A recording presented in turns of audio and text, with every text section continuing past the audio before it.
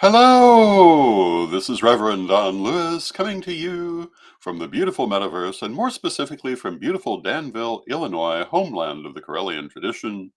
And this is Midday with Reverend Don. And as you know, if you follow Midday with Reverend Don, um, you can type your questions or your comments onto whatever platform that you're watching on, assuming that you're watching live. And for the most part, they'll show up here in my chat room. There are certain platforms for which I'm not certain that this is true, but for most of them, they will show up here so we can talk directly. And I love that part of this particular broadcast. As you know, I've been broadcasting for many years, and in the past, most of our communication was after the fact. People commenting on the videos. I love the fact that today we can have our communication while we're live. So, welcome to the show. Today we're going to talk about the crystal web and different energetic things you can do with the crystal web. I want to start by saying this is not going to be an encyclopedic um, look at that subject. We're going to talk about as much as we can. Hello to Bimby in the chat room. It's good to see you, Bimby. The crystal web is arguably, well, certainly to the best of my knowledge, the largest psychic engine that has ever been created. It is a series of linked access points around the world. Hello to Nikki in the chat room. And it really is around the world. There are a few places um, that have far more crystal access points for the crystal web than others, but they are pretty much everywhere. And they all link together as a single energetic network. It's likened to a web because they link through energetic connections that are basically artificially created meridians. The crystal access points are artificially created energy vortices. And I am a great believer in the idea that what we commonly think of as natural energy vortices of the Earth, in some cases are, but in other cases are also artificial. That when an area is used in a certain way, or imbued with a certain level of energy, it will become a vortex, regardless of whether it originally was one or not. And hello to Christine in the chat room. So, some of the great sacred sites of the world that are sitting on energetic vortices, in some cases, that vortex was already there before the sacred site, and in other cases, it was created by being used as a sacred site. And this actually goes back to some of the early ideas about ley lines, um,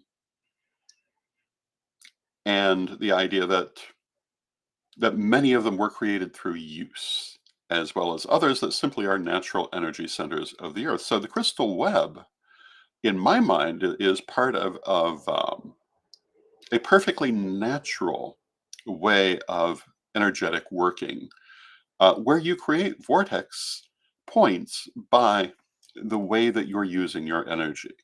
So each of those crystal access points for the crystal web is a vortex, artificially created and linked through artificial meridians, and they go all over the world. And they change. New ones come, old ones go. Generally speaking, once the energetic character is established, it will remain whether the physical vortex does or not, whether the crystal remains or not.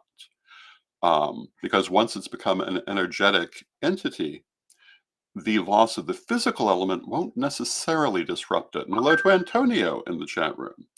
And this is a very important thing in terms of metaphysics in general, because since, well, as far as I know, as long as we've been around, we have, in various metaphysical circumstances, created um, energetic things in the astral plane using physical things to tie them to.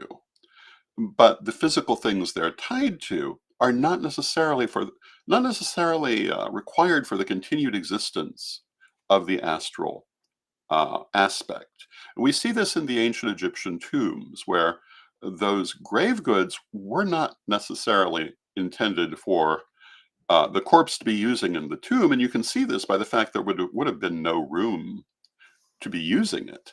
Obviously, it was meant to be with them in the afterlife, in the astral plane, um, and clearly not the physical item, but its astral equivalent. And once created, the physical item wasn't necessarily still required, and you can see the Egyptians moving things in and out of tombs. The idea that they were always put there and left forever has been shown not to have been true. Grave goods were apparently frequently reused because once the astral aspect had been created, the physical object did not necessarily need to remain. And hello to Janet in the chat room. It's good to see you, Janet. Um, this is true also for the crystal web, but for everything that we do in terms of astral working that's also connected to a physical thing. One of the things that we often do in the Correllian tradition is create astral guardians. Hello to Reverend Charles in the chat room. It's good to see you, Reverend Charles. These are often connected to a statue or other object in the physical realm. But once the astral guardian is created, if something happens to that physical object, that doesn't mean that astral guardian goes away.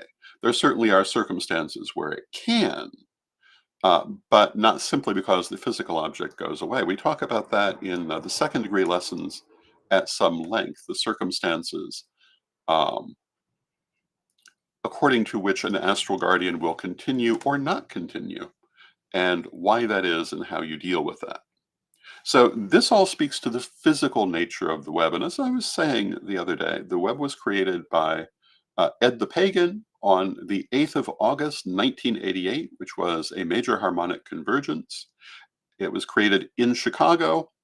The very first crystal web access point is still there. It is spread out um, throughout the world since then. I am here in Danville. The first crystal web access point created in Danville was created on May 10th of 1994 at Greenwood House, and that crystal access point is still there, even though Greenwood House itself is not.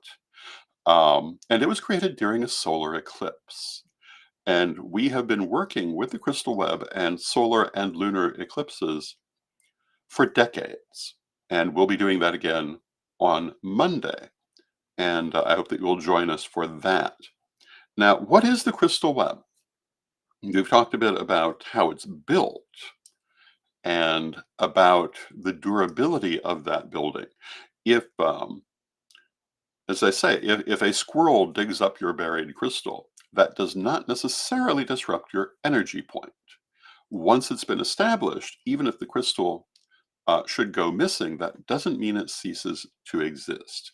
I won't say it might not cease to exist, but it doesn't mean that it necessarily does. And generally, the energy will keep it going.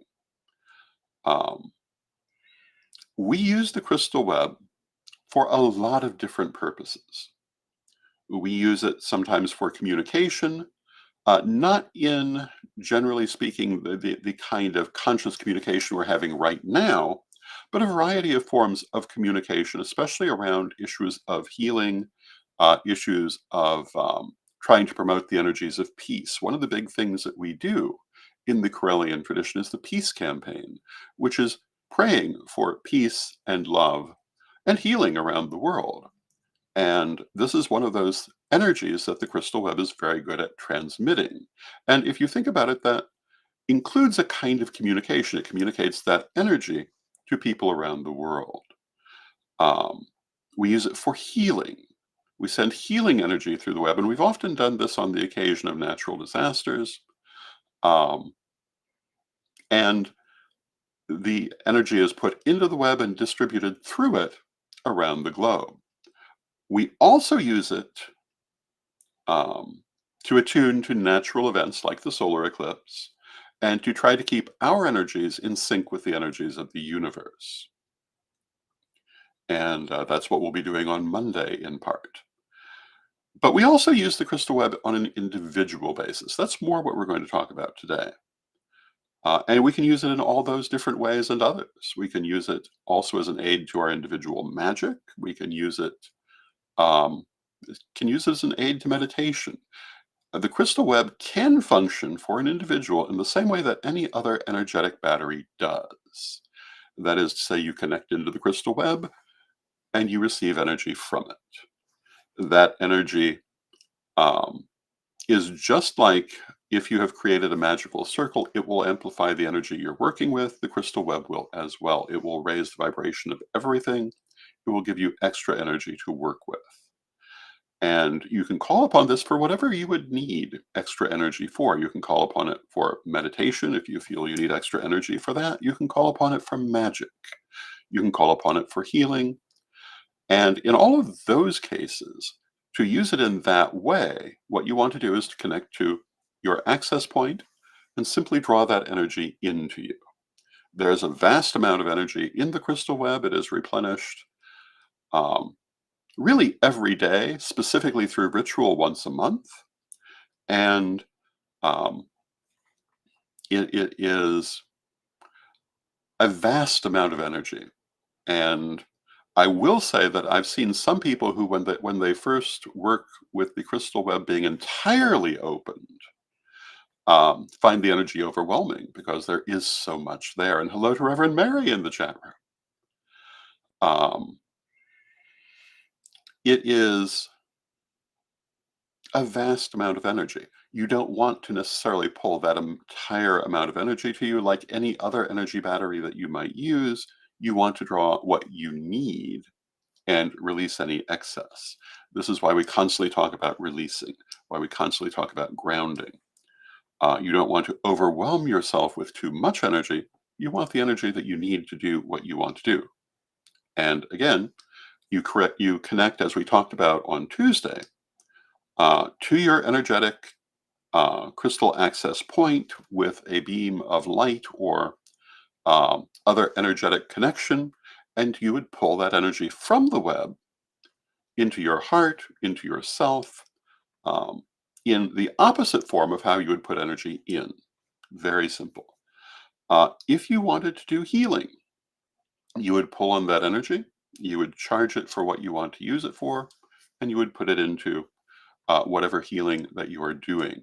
You can also use the web to charge crystals. You can create crystal grids connected to the web and channel that energy throughout all of those crystals to create a temporary energetic battery to use for your healing or your magic. Um, you can use the web to cleanse your crystals. You can use it to charge your crystals.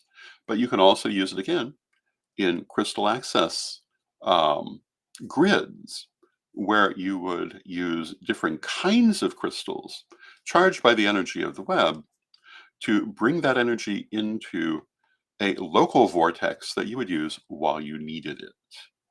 Um, if you were doing something like Reiki, for example, you might call upon the energy of the web in the same way that you would call upon the energy of the universe, because it is in the end an effect of the energy of the universe to strengthen your ability to focus that divine energy. If you were doing pranic healing, you would use it to strengthen your energy for that purpose. If certain kinds of energetic healing can be quite taxing on the person who is doing them. So, using an energetic battery like the crystal web can alleviate that aspect of healing. It can give you all the energy that you need without using your own, just as you can attach to the ambient energy of the universe. These are some of the things that you can do with the crystal web. Um, you can also, well, you can use it to strengthen any kind of working, really. But one of the things we talk about is how to call forth the soul. That is to say, how to have a psychic communication with another person at the astral level. And you can use the crystal web to strengthen that connection as well. You can use the crystal web's network around the planet to help to focus your energy to where you want it to go, either for that sort of working or for a geographic healing or the healing of a particular person in a particular way. And, of course, when you do psychic healing, when you do psychic reading, etc., you don't necessarily need that literal connection, but it also doesn't hurt anything. And it can be helpful. I always say to people that you don't need anything. Uh, I have at different times had gigantic collections of beautiful altar furnishings, but I never thought I needed any of them. I've still got some pretty nice altar furnishings, um, and I love to set a beautiful altar, but to me, the altar is actually the heart. It is your connection to spirit. The external altar merely represents this. So things are not important. This is also true with energetic batteries and the like. They are helpful, they are beneficial, they're never necessary. But can they be beneficial? Oh my goodness, yes. And hello to George in the chat room. It's good to see you, George. Hello to Dragon in the chat room. It's good to see you, Dragon. Hello to Jason in the chat room. It's good to see you, Jason. And seeing Dragon in the chat room causes me to ask, are people seeing the closed captions today? Apparently there was a problem with them the other day, and I'm not quite sure what happened. They should be running. If you're not able to see them, please let me know. Um, I don't know that I can do anything right at this moment, but I'll try to straighten it out by tomorrow if there's still a problem. Um, I suppose I can look quickly myself and see if they're running properly. Oh, yeah, they appear to be. I have no idea what happened the other day, and no idea how I fixed it, but it's fixed. And Mary says, "Yes, I see closed captions today. I just looked myself. I see them." Well, we are in a Mercury retrograde, and I'm a great believer in not worrying overly about Mercury retrograde. But it can cause the occasional um, issue. And now Bimby says I don't see them, but maybe I don't have them turned on. That could be an issue. Could also be this. Could also be that it's not the broadcast, but the pages they're being received on. So I may have to look at the different pages and make sure they've all got closed captions on. Um, for example, I just looked on the Corellian Tradition page. The closed captions are going there. They're going on Corellian Publishing. They're going on Witch School, the official page. That's the only ones I can see right at this moment. But there may be some where they're not.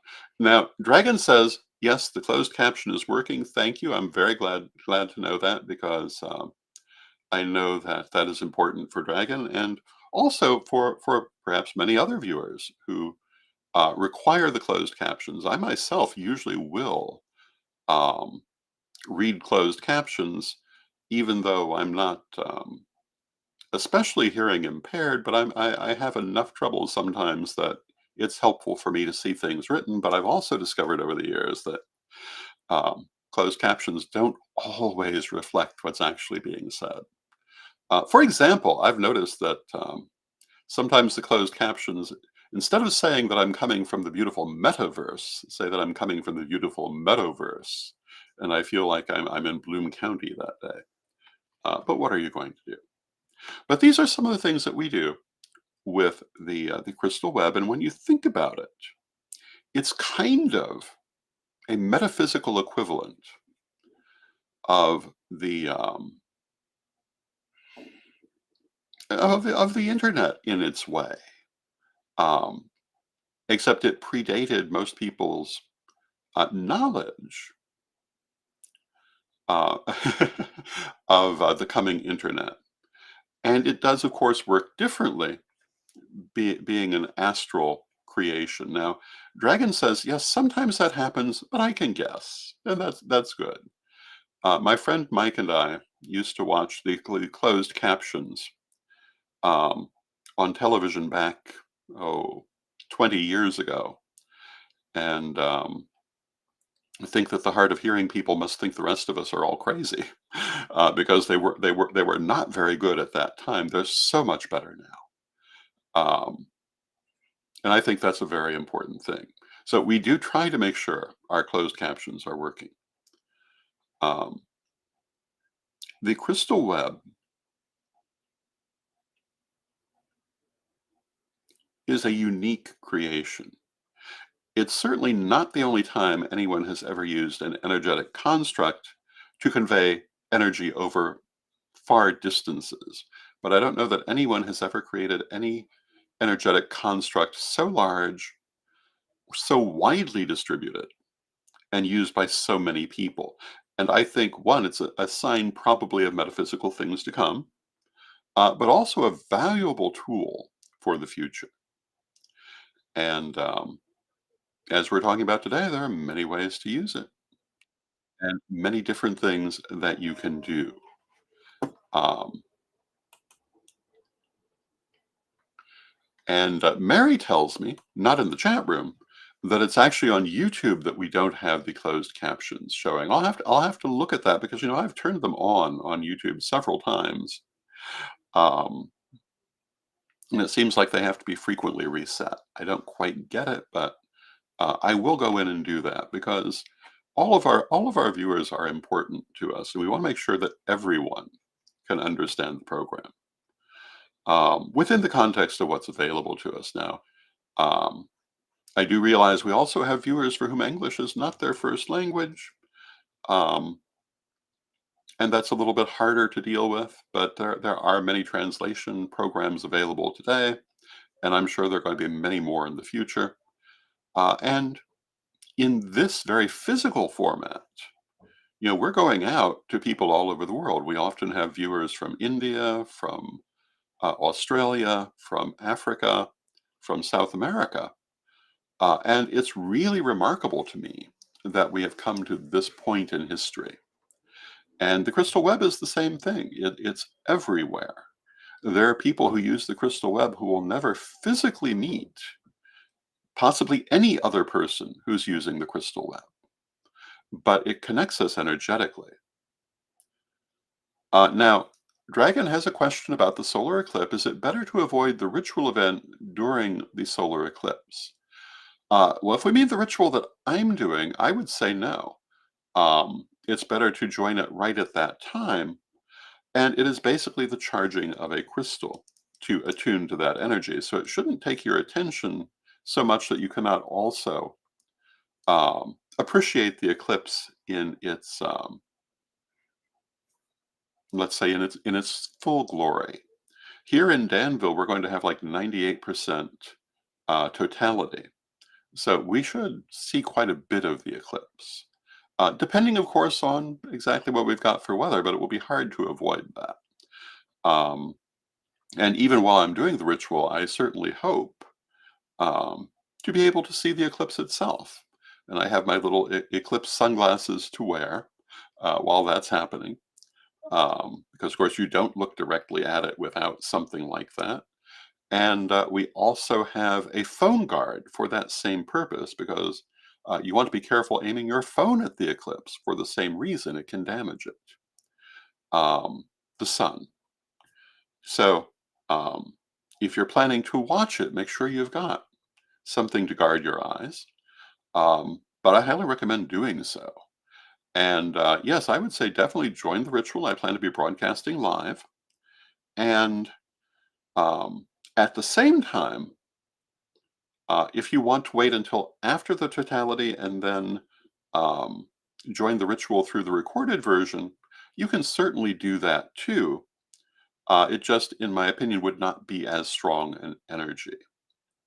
But the effect of the eclipse is not only during that moment of totality, but leading up to and following after. It's like a full moon. The full moon is not only the moment of a particular aspect between the sun and moon, it is also several days leading up to and after. That's why a full moon is not a single night in traditional metaphysical reckoning. And the eclipse is not only the exact moment, but the shadow on either side, the umbra. So I would say no, it's not necessary to avoid the ritual event during the solar eclipse at all. But if you find for some reason that that is necessary, you can still join in it after the fact. And we will be opening the crystal web and working with the crystal web for that ritual. We will be attuning the crystal web to the energy of the eclipse, which is an energy of renewal and rebirth, as well as charging a crystal for ourselves to keep on our altars or carry with us to keep that energy of rebirth and renewal around us. And, I don't know about you, but I think that this is exactly the time for rebirth and renewal. Um, I think it will be highly beneficial. Now, Dragon says, I learned that the new moon is the same day as solar eclipse, and this heightens that energy even a little bit more because what is the new moon? It is the beginning of a new lunar cycle. So this is all about new beginnings, revitalization, renewal, rebirth, moving forward. It is an energy that I think all of us really want to bring into our lives. And regardless of our spiritual persuasions, I think this is something we all would want to attune to. Now, some people, of course, choose to relate to eclipses in a more negative sort of way, but some people are just focused on the negative.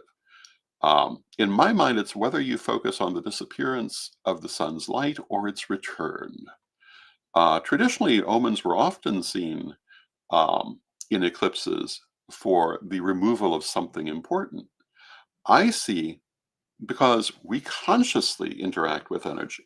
We don't just take what we get, that it's the removal of what we no longer need. Um, and the rebirth of what we do. So that's what I will be focused on. I hope that you will focus on it too. That will be Monday. Uh, it will be April 8th. And on our Monday program, we'll be talking about the ritual at noon at our normal time, noon central. And then at the time of totality, which will be around 1 p.m. central, just a little bit before, I will come back on the air for the ritual. And in the meantime, I will be heading outside so that I'm actually under um, the sky to see the eclipse. You should be able to see the effect of it, um, and I think it will be a very memorable ritual. We've, as I say, done many eclipse rituals over the years. We've done eclipse rituals for solar eclipses. We've done eclipse rituals for lunar eclipses because they both have to do with rebirth and renewal. And these are energies we feel very, very strongly about as being um, the things that we really want to attune to. I often say that my attitude has always been certainly about preserving the good things of the past, but focused on the future and carrying those good things into the future and creating new things. And that's very much what the energy of a solar eclipse is about. Now, in 1994, when we did that first solar eclipse ritual with the crystal web, we were also focused um, on creating an energetic pathway for the Corellian tradition um, to renew its roots in the Danville area, because this is where we come from. This is where the tradition developed. And so I'm also going to be focusing in this ritual on the renewal of our Corellian homeland here, the renewal of the energy for our Corellian homeland here. And that will be, for me, in particular, part of that energy. I hope that you will join me in that focus as well. And again, we'll talk much more about that on Monday before the actual ritual itself. Now, tomorrow will be our weekly roundup.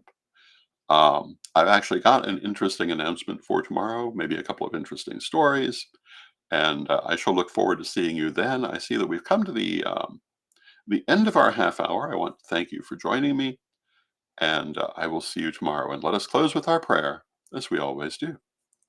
Divine Mother Goddess, Divine Father God, beloved ancestors, we come to you this day with thanks and love for all that you do for us in our lives, and we ask you to help us to attune ourselves to the energies of the universe and to use these to move forward easily and with grace in life. And when it is not possible for us to move in the same direction of the universe. Help us still to find ways to do this with grace and ease. Help us to use those natural items around us, as well as to create those energetic resources and other resources that we need when we need them. Help us to remember that we are not bound by anything, but rather can always find a way to create what we need and do what we need to do. Beloved Mother Goddess, beloved Father God, beloved ancestors, we thank you with great love and thanks. Knowing you are always with us, we thank you for your presence and may you be blessed now and always. And I thank you for your presence. May you be blessed now and always, and I'll see you tomorrow.